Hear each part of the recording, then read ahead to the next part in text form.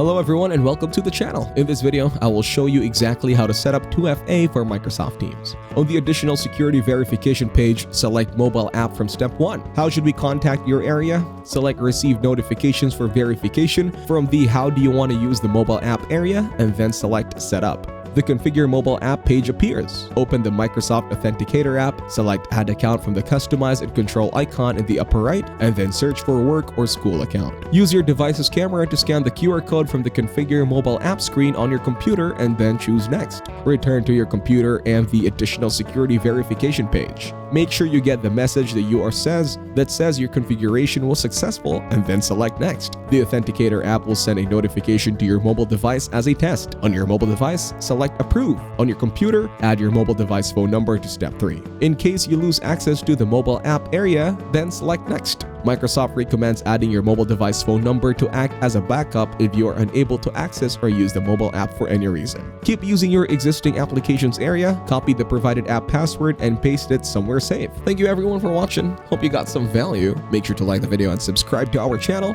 Leave a comment down below. See you in the next one.